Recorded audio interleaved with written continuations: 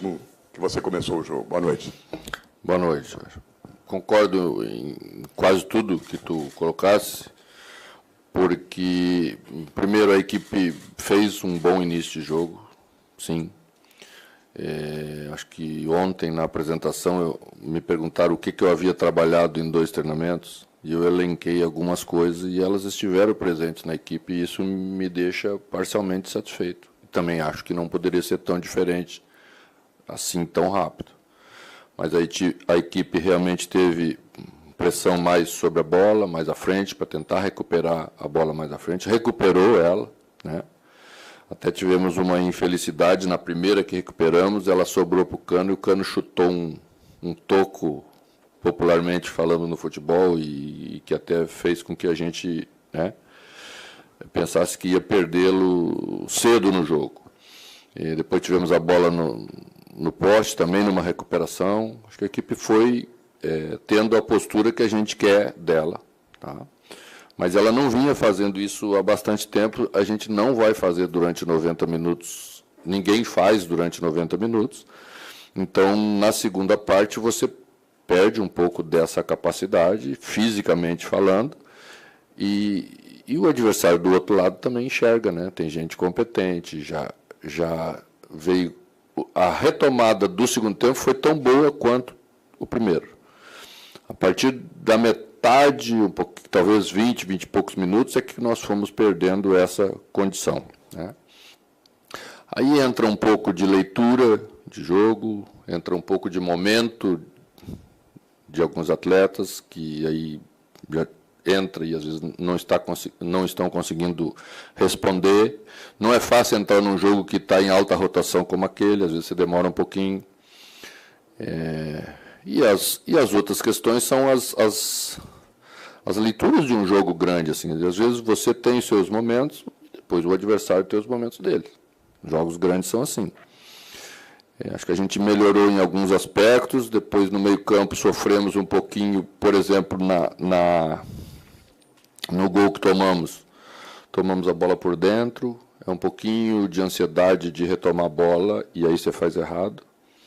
O time estava mais acostumado a fazer algumas perseguições, às vezes as perseguições não bem executadas abrem linhas importantes para um time da qualidade do Internacional, então temos que ter um pouquinho mais de paciência, temos que deixar a bola chegar na beirada para aí sim estabelecer um gatilho para pressionar. Você não pressiona de qualquer jeito times de alta qualidade do futebol brasileiro, a gente tem que ir aprendendo isso, mas algumas amostragens foram boas, e eu acho que é daqui para cima. Oi, Mano, um prazer te reencontrar aqui no Rio, não agora para um pit stop, né, para um retorno de trabalho. Obrigado, igualmente. Um pouquinho do que você respondeu, eu queria que você abrangesse mais. Esse time tem um chip, né, criado, e eu acho que vai ser com muito trabalho que você vai ter que trocar esse chip, né, que era um time que estava muito acostumado com o trabalho anterior. E aí você já falou que já teve um pouquinho da mudança hoje. E aí eu queria ver com você 2 situações. Você hoje teve o retorno do André, que tomou o 3º cartão, já não vai poder ir para Fortaleza. Mas eu queria saber como é que vai ser o funcionamento dele, e hoje você colocou ele com o Martinelli juntos ali. E ele era uma mola, era um jogador que fazia o time jogar, principalmente na saída de bola do Fluminense. Eu queria saber como é que vai ficar esse funcionamento. E outra coisa, emocionalmente, eu não estou falando animicamente foi ok, o time brigou até o final, mas eu quero saber emocionalmente como é que você encontrou esse time e hoje também durante o jogo. Bom, eu penso que encontrei o time como provavelmente ele estaria, que era normal que estivesse, senão não estaria aqui. É porque é sinal de que as coisas estariam funcionando bem, né?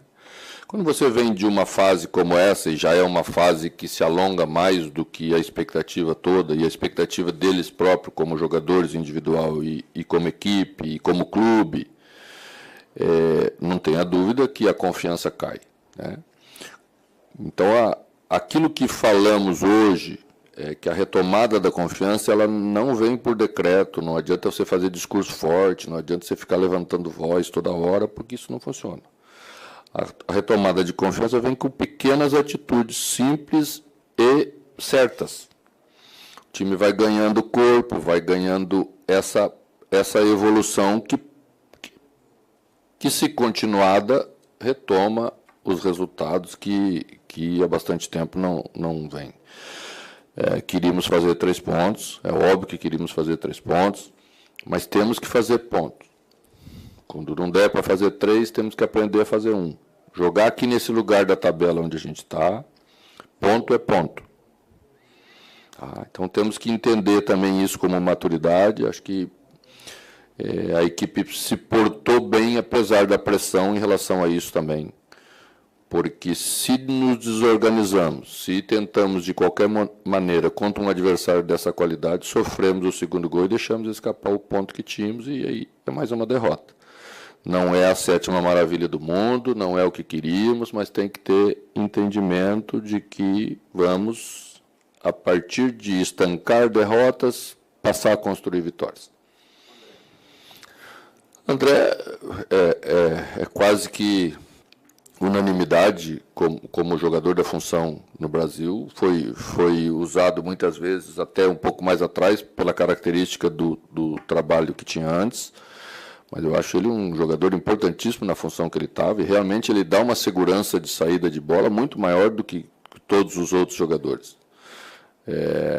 Perdemos ele realmente para o jogo de Fortaleza, mas a ideia daquilo que fomos fazer para o jogo era pensando exatamente em aproximar a equipe para ter força de retomada no meio-campo, um pouco mais adiante, como fizemos algumas boas vezes, e para competir mais. Começar a igualar a competição do jogo, como esse jogo foi jogado, e para os outros também ter um bom exemplo disso. Mano, boa noite. Caio Bloch de Trivela. Eu queria te fazer uma pergunta sobre coisas que você já falou um pouco aqui. Você falou de confiança e também foi questionado sobre as mudanças no segundo tempo, que você concordou que o time caiu um pouco com elas. Isso já vem acontecendo em alguns jogos, antes mesmo de você chegar. As mudanças fazem o Fluminense cair um pouco até fisicamente. Até que ponto a confiança tem atrapalhado os jogadores que entraram hoje? Porque assim que subiu a placa, tanto o Renato quanto o Douglas foram vaiados. Pouco, mas foram vaiados. E eles entraram em campo já sob vaias, assim como o Gabriel foi vaiado também. E os 3 jogadores, embora sejam, claro, opções que você tem no banco, não têm desempenhado bem nos últimos jogos. Você chegou agora, lógico, ainda tem muito tempo para conhecer os jogadores no dia a dia, mas você pensa em também, não só preservando esses atletas, mas trocar algumas peças, principalmente no segundo tempo, já que as que vêm sendo utilizadas não vêm dando retorno? Obrigado. Eu trabalho com execução de funções. O time tem 11 funções e a gente precisa executar bem aquilo que a gente estabelece para a equipe. Eu falo sempre que todas as ideias são boas se nós conseguirmos executar bem. Todas podem ser ruins se a equipe não executar bem. Não vai resolver o problema da equipe a gente vaiar antes do jogador atuar. Você mesmo disse que cria uma pressão e essa pressão é desnecessária para antes do que você fez e não é nem justa. Se não formos bem, merecemos ser vaiado, o torcedor tem todo o direito. Mas eu acho que é bom a gente estar mais unido nessa hora, todo mundo. Acho que o torcedor veio um número bastante grande, só temos que elogiar, mas Renato é um jogador extremamente experiente, já passou por muita coisa, até passamos juntos. Acho que Renato não entrou mal no jogo. Renato é um jogador que joga numa zona de campo que, naquele momento, a partir de uma alteração do adversário, era extremamente necessário ficar no tripé, porque Codê tirou um atacante e botou um jogador a mais de meio campo, né? Então passou a ter 4 jogadores num setor, juntamente com o Alan Patrick, criava uma superioridade numérica que deu a eles, pela primeira vez no jogo, um controle do jogo. Então eu tinha que fazer uma alteração tática porque a gente perdeu o controle do jogo. Já tínhamos perdido o controle do jogo. Não discordo de algumas dificuldades que Douglas Costa teve e que até Gabriel, que entrou bem, iniciou bem, depois cometeu um erro e aí se desestabilizou um pouco. O grupo do Fluminense é o grupo que eu assumi, é o grupo que eu vou defender e vou trabalhar para que as coisas funcionem melhor. Mano, aqui. Você mesmo já disse que são apenas 2 dias de trabalho, né? O primeiro jogo, não deu muito tempo para fazer muita coisa. Mas a gente já viu um primeiro tempo bom, um início de segundo tempo bom, uma atuação um pouco diferente das últimas que o Fluminense vinha apresentando. A gente ficou de olho em você o tempo todo, ele estava bem agitado na beira do campo. O que estava te incomodando ali? Era alguma coisa que os jogadores não estavam fazendo? Era arbitragem? O que estava te deixando bem agitado na beira do campo? Não, você sabe que eu me dou super bem com a arbitragem. E eu sou esse cara. Eu trabalho assim, eu me entrego no trabalho. Se passar, às vezes, do ponto, é sempre por uma causa nobre, jamais por uma causa menor, tirando algumas exceções, lógico. Como todos nós somos seres humanos e cometemos nossos erros. Vou trabalhar intensamente para estar ao lado dos jogadores. E era natural que algumas coisas que a gente pediu não fossem tão bem executadas com um treinamento só. Não foram nem 2, né? Com a equipe que jogou inteira, a gente trabalhou um treino só. Então, era mesmo no sentido de ajustar, de ajudar os jogadores, de passar uma orientação estando mais perto. E eu acho que algumas coisas funcionaram bem e era natural que algumas não funcionassem tão bem. Boa noite, mano. Caio Pereira, Jornal Globo. O Fluminense agora vai para 3 jogos seguidos fora de casa. O Fluminense... Só. O Fluminense não vence um jogo fora de casa pelo Campeonato Brasileiro desde a 36ª rodada do ano passado. Obviamente, na hora que você não chega a ser um problema para o senhor. Não, mas já é meu. Agora é meu. Como é que você está projetando esses 3 jogos seguidos longe do Rio de Janeiro? Porque já não vai ter o André, a rodada também não foi muito boa para o Fluminense, ainda continua na lanterna do Campeonato Brasileiro. Como você está projetando esses 3 jogos longe do Maracanã? Vamos de jogo a jogo. Os jogos todos para nós têm um caráter extremamente decisivo e nós temos que jogá-los 1 a 1, não dá para ficar pensando muito. Vamos jogar 2 e depois temos uma parada de 10 dias, que vai ser para a gente muito valiosa, né? Mas vamos os 2 jogos fora de casa com o mesmo pensamento que entramos no jogo de hoje, né? Não temos que ficar pensando para depois, não temos essa condição, temos que fazer ponto em todos os jogos, temos que ter esse pensamento, ter essa ambição de equipe. Acho que o comportamento que ela mostrou hoje na disputa do jogo é um bom indício do que nós vamos ser nos 2 jogos fora de casa também. Vai ser difícil para a gente? Vai. Mas também vai passar a ser muito difícil para os outros. Mano, boa noite. Pedro Henrique Carvalho, da Band News FM. Estou um pouco do seu lado nesse aspecto que você analisou, pontuamos, que é mais importante, você foi bem sincero em relação a isso, sobre a realidade que vive o Fluminense hoje. Queria que você falasse primeiro, na coletiva, né, ontem, de apresentação, você falou um pouco sobre o estancamento de um sangue, né, que é uma realidade. Queria que você falasse quais principais pontos do time que você acompanhou antes de realizar o primeiro treinamento permaneceram nessa equipe, ou seja, que você precisa ser mais incisivo para que esses jogadores mudem o comportamento, seja um fator tático ou técnico, você que vai falar sobre isso.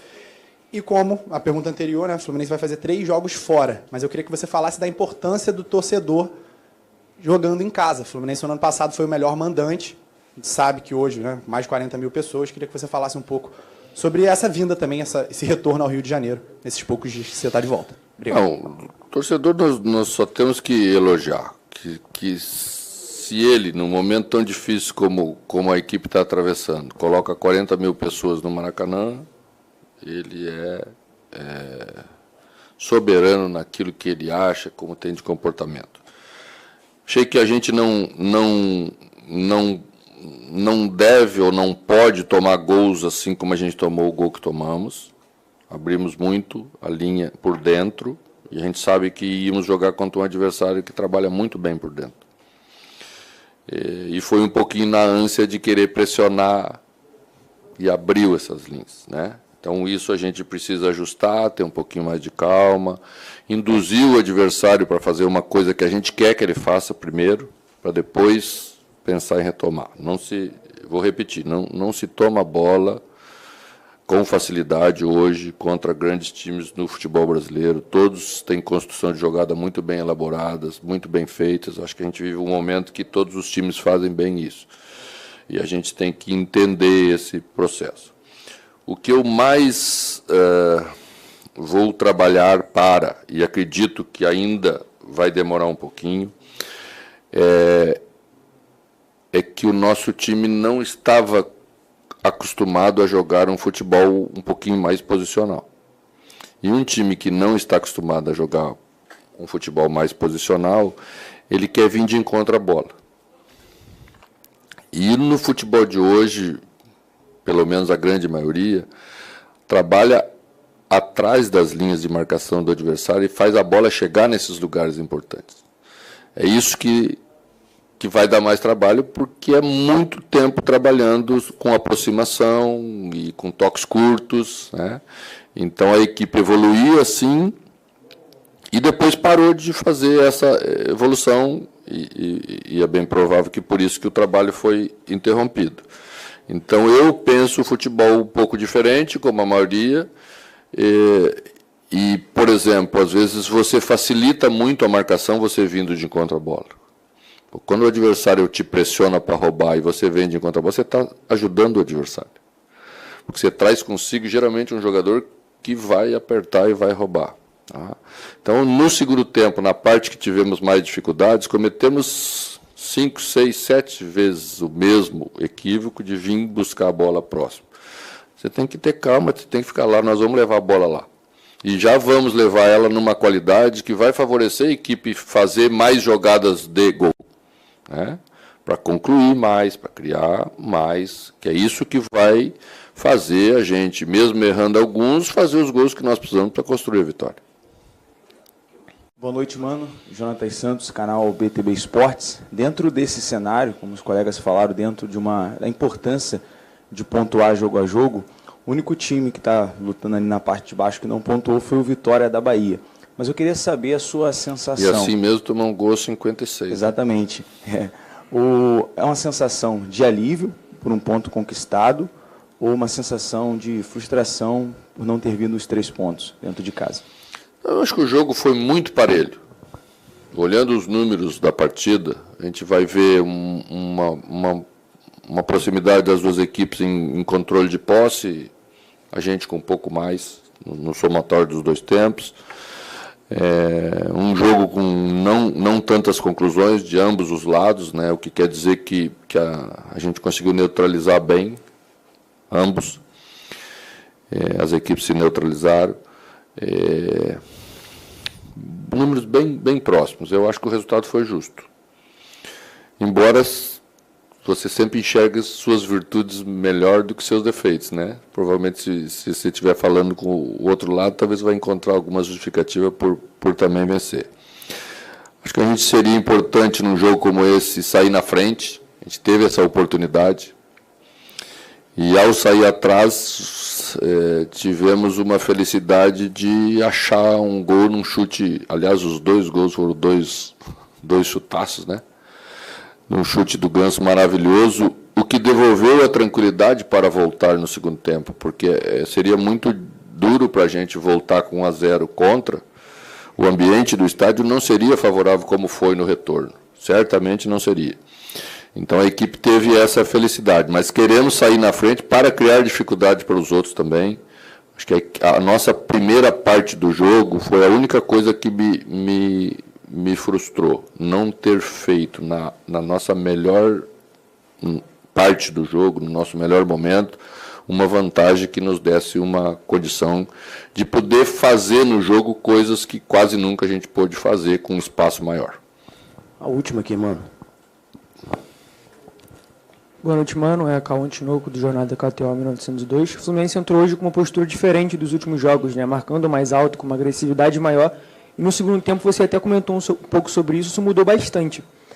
Mas isso não vem de agora. É uma tônica desse Fluminense de 2024, tanto com o Diniz, tanto com o Marcão. Eu queria te perguntar sobre a parte física. Já deu tempo de fazer algum diagnóstico sobre isso? Você acha que o time precisa de um equilíbrio maior, mesmo com as substituições no segundo tempo, para manter um pouco dessa intensidade? Ainda é cedo para eu falar sobre isso, acho que, e mesmo que tivéssemos alguma avaliação negativa, não iríamos falar aqui, porque seria completamente deselegante. Não acho que seja isso.